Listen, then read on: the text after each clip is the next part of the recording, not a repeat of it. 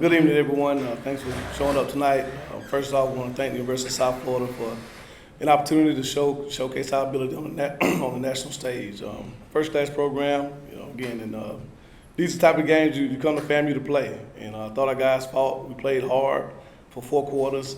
But it's hard to beat a good football team when you turn the ball over 5 times and have self-inflicted wounds. So, you take away those, and it's maybe a different outcome. But like everything else in life, we'll learn from it.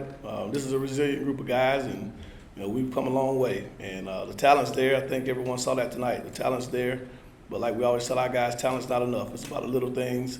And we'll get back to the drawing board tomorrow. 24-hour rule. It stings. It hurts. But like I said, it hurts because we care. And these guys have put in a lot of hard work, and this was one day they wanted, but that's life. And you got to tip our hat to South Florida. They made the plays they needed to make, and we didn't at times. But a lot of good things to take away. When we watch the film, there'll be a lot of good things that we saw, but there'll also be a lot of things that we need to correct before next week. And as we have another non-conference game against a very quality opponent at home. So, but again, definitely proud of these guys for how they competed, and that's all I ask of them. The corrections we'll make, but I'm definitely proud of how they competed. Coach, what was the biggest takeaway? What thing did the team just not correct and cause turnovers? Well, just didn't protect the ball.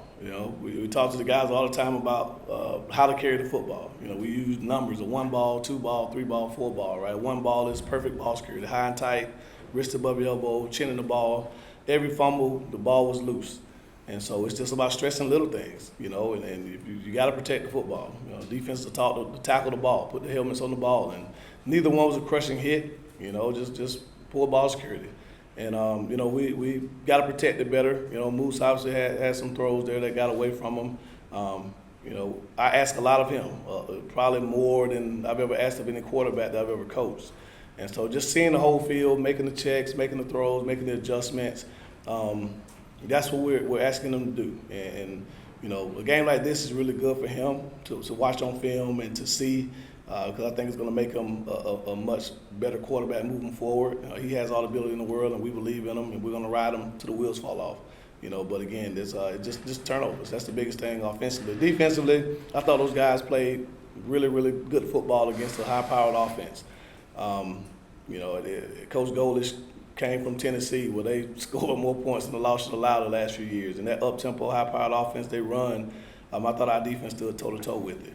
We gave them a couple of free first downs, and that was, again, you can't give a team more opportunities when they're already high tempo. So, again, just clean up those little things on defense.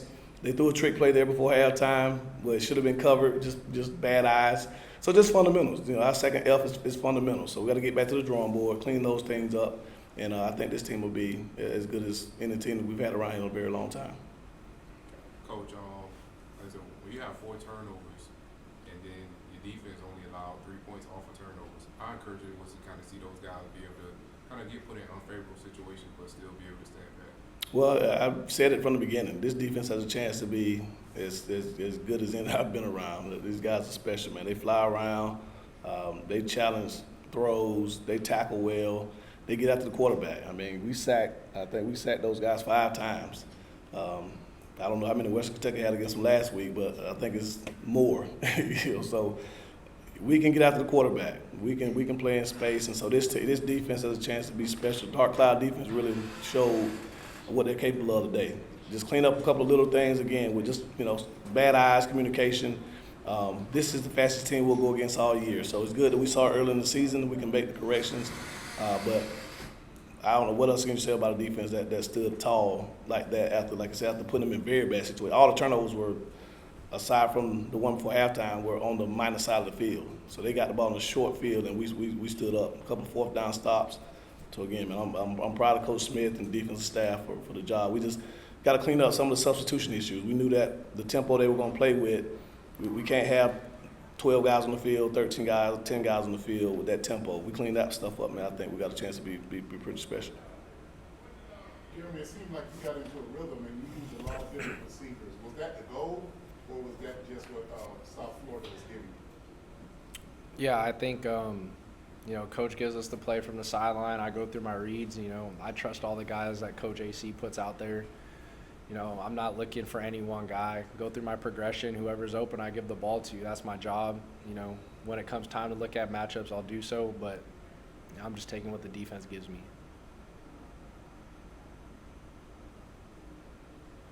Coach, we seemed like we ran the ball a little less this week than we did the previous week. Was there something in the game plan or something you saw in the scouting report from USF that led to that, or just game flow? You talked a little bit about run-pass ratio. Well, they loaded the box against us. They challenged us, played a lot of man coverage, more so than they played all season. I think they were a little concerned about our shifts and motions, and so I think if you just play man coverage, you don't have to worry about all that. You just match the guy that's moving. So I think that was their game plan. So they were able to always keep one more guy in the box than we can block. A lot of pressures. One drive there in the first half, we went on an 11-play drive and scored. They pressured 10 times on an 11-play drive. So clearly you're not going to run the ball right into the face of pressure. So I think that was their game plan. Put it in the receiver's hands. We tell our defense the same thing. If you can stop the run and make a team one-dimensional, it makes it a little bit easier to defend. So we ran the ball for 270 yards last week. If we were able to run it against them, it makes it harder to stop us. So their plan worked as far as stopping the run. We threw for 358 yards. But yeah, 29 still, we handed the ball off 29 times. We just didn't have very much success when we did it. So we got to get back to the drawing board. If teams try to follow that same blueprint, we definitely got to have an answer for it. We saw last week where special teams kicking was kind of an issue, and it looks like you addressed it. But how important was it, the contribution of Trey Lloyd, the saw where he was doing some kicks and put them in some great position, or put the team in some great position? How important was his impact on the game? Well, in a game like this, field position is critical. And so when you got a punter who has the ability to trade, it's a weapon, So we want to make sure we protect them and then cover. One of the kicks we didn't cover very well. It had some positive yards. One he missed hit. But again, he'll be a weapon for us. Kickoff wise, we gave up a big return early, and went to more of a sky kick later on. So we gotta look at that. Again, this is the fastest team more than likely that we'll play all season. Everybody else will be even, probably ability wise, but we got to be able to cover. And Mike Smith has a strong leg, can kick the ball to the end zone. Trey Wood has a strong leg, can punt the ball 45 plus yards. So we got to be able to cover, and if we can do that, we'll be able to flip the field. But again, coverage wasn't as good as we wanted it to be tonight. I thought the kickers did a decent job, and we did clean up the field goals and extra points. Didn't have any block. That's a step in the right direction. Coach, playing an FBS school, it often has a negative connotation, but this team had a real chance to defeat that FBS team today. Is that the goal in your scheduling? And I know the coaches only have so much to do with the scheduling, but to have a game that there is a much more probability of having a chance to win. Well, I think our goal is to prepare to represent FAMU in the games that we play. I think we have a realistic fan base. I think they expect us to be competitive in games like this. When you play G5 schools, and South Florida's been a great opponent for us the last couple of years, and both years we've come down here, we played well enough to be in the ball game. Just a couple of mishaps here and there.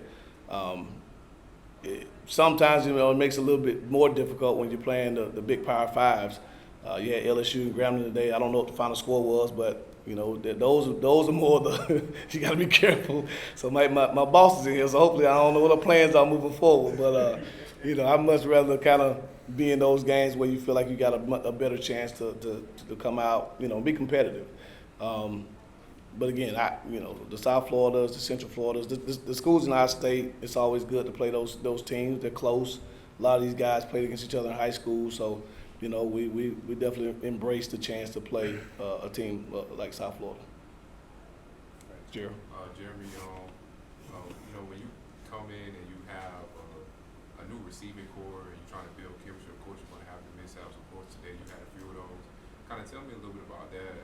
Could it have been USF's, depth, speed, or anything like that? So kind of talk about that a little bit. Yeah, I think the first pick, I have to watch the film, but just kind of a miscommunication on whether it's one or too high. I threw it like it's up the seam, receiver bent it to the middle. So that one's probably on me. Got to look at the film. The second one, just a screen got tipped, but I got to probably throw that in the dirt. Last one's 4th down. Got to give our guys a chance at least to make a catch. I'm not so much worried about that last one. I thought our guys fought hard. I think overall I played a pretty clean game. A couple of decisions here and there that I wish I could have back. But, I think you saw how we can move the ball, move it efficiently. And like Coach said, it's hard to win a game when you turn it over 5 times. We got to do a better job of, ball security. But I think everyone sees, how good this group can be. You mentioned the UCF game. I was there. But how did that experience in playing with that kind of tempo prepare you for this game? Because you mentioned that the tempo would be similar to this in the pregame press conference. A couple of guys were on the team in 19 when we played UCF. Not many, but we knew again it's the same coaching tree. That was Coach Heupel. Obviously, Coach Goldish came from Heupel's tree, so we knew that it would be that same type of tempo. So we tried our best. It's hard to simulate. That's the problem. You operate off cards in practice. Well, you can't guard up tempo, and so you never really see the speed until you actually get in the game. And so we try to prepare our guys for it, talk to them about it, talk about substitutions. As coaches, we got to do a better job. I thought a couple of substitutions were on us, seeing up top if they're subbing or if they're trying to play with tempo. We can't sub at that point, And so a few times early in the game, we got ourselves caught up with too many guys on the field, guys not getting on and off. So it's a lesson learned. I hadn't watched all the teams in the conference. I hadn't watched really any of the teams in the conference other than Jackson. I'm sure we'll play some teams that want to play with tempo, and this will be a good experience for those guys to learn how to line up and prepare. But again, we outgained them. I'm looking at the stats now. They only had 360 yards of total offense. That's unbelievable for our defense. They ran for 333 yards last week. They only ran for 126 today. And so, again, there's not much you can say to the defense at this point. They're playing great ball. They got, take away a couple of those, like I said, alignment mishaps. Kendall thought he saw the receiver flinch and jammed him, and they called it an offsides on 3rd and 4. You take that one back. We played really good on 3rd down. Those guys 8 of 19. And so, defensively, we got a chance to be special. Offensively, I think we do too. We just gotta clean some things up and obviously get back to establishing the run. Obviously, we didn't run the ball very well today, but we'll get that part fixed. Last question. Any update on Cardell, and then also talk about trying to go from a Group of 5 game to now a D2 game, the challenge of trying to make sure that you stay focused. And I know you got a lot of senior leadership and so forth, but just kind of talk about that transition, getting ready for the next game. Well, it's a great opportunity.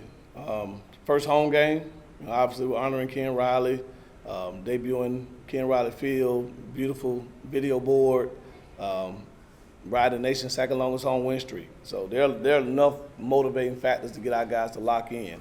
And again, West Florida won a national championship a couple years ago. And so this isn't a pushover. This is a very, very quality opponent. And for our team, again, it's about being where our feet are, right? This is the biggest game coming up that we've ever played in our lives because it's the next one on the schedule. And so for us, it's about just the maturity. Jeremy, Jalen Goss, Isaiah Major, those guys got to lead this week, make sure that we stay focused.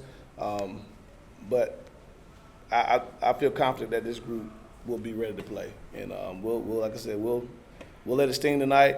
We'll have our 24-hour rule. We'll get back tomorrow at 4 o'clock, and we'll put it to bed, and then we'll get on to West Florida because we got a great opportunity. Looking forward to seeing Rattler Nation show up in full effect in Brad Memorial Stadium next weekend.